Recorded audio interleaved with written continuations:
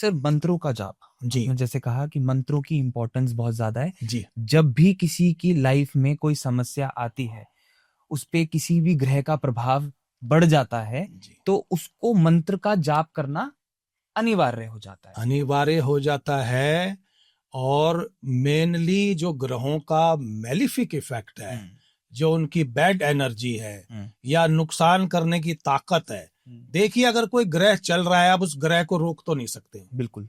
आप malefic effect को भी 100% खत्म नहीं कर सकते। आप उनको 65 to 75% तक ईज कर सकते हैं, प्रॉब्लम को कम किया जा सकता है, जिससे कि इंसान, जैसे एक आदमी केज के अंदर है तो वो केज से बाहर निकल जाएगा और आराम से घूम रहा है, और एक यहाँ केज में बंद है, तो फर्क तो होता ही है। ये करीब करीब अगर हम सही तरीके से समझें तो प्रभाव को कम करने के लिए है, उस समस्या का समाधान पूर्ण रूप से नहीं हो सकता है, वो तो कोई भी नहीं कर सकता है। ये भी कहा जाता है कि मंत्र का जो जाप है, मंत्र का जो उच्चारण है, उसको अगर सही तरीके से परफॉर्म ना किया जाए तो भी उसके इल इफेक्ट्स हो सकते हैं, नेगेटिव इफेक्ट्स हो सकते हैं। सी आप तो एक गुरु हैं, आपकी उच्चारण करने की जो जो सही वाणी है, राइट, वो एक्यूरेट हो सकती है, बट जो लोग इस पॉडकास्ट को सुन रहे हैं उनको उसको उच्चारण करने में परेशानी भी आ सकती है। तो क्या गलत तरीके से मंत्र का उच्चारण करने से भी नेगेटिव इफेक्ट होते हैं? देखिए, भगवान जानते हैं कि आप मंत्र का जाप कर रहे हैं और पहली दफा कर रहे हैं, तो पहली दफा आप कोई भी काम करते हैं गलती तो होती है, तो उसका कोई नेगेटिव इफेक्ट नहीं होता है।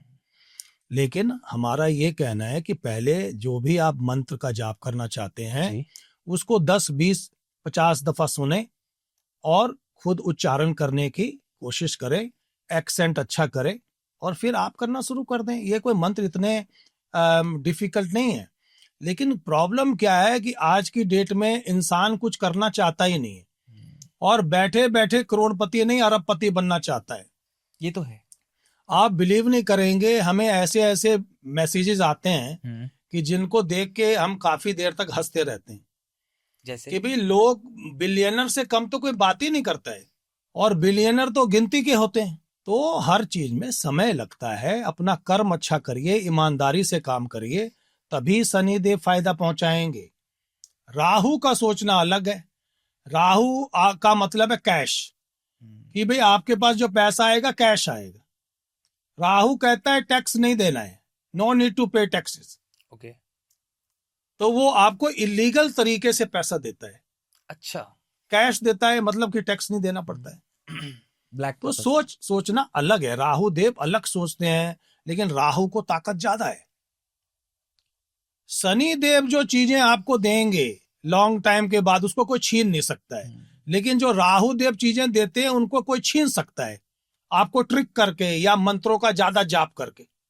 वो अपनी ताकत बढ़ा लेगा, फिर वो आपसे भी पैसा वापस ले सकता है।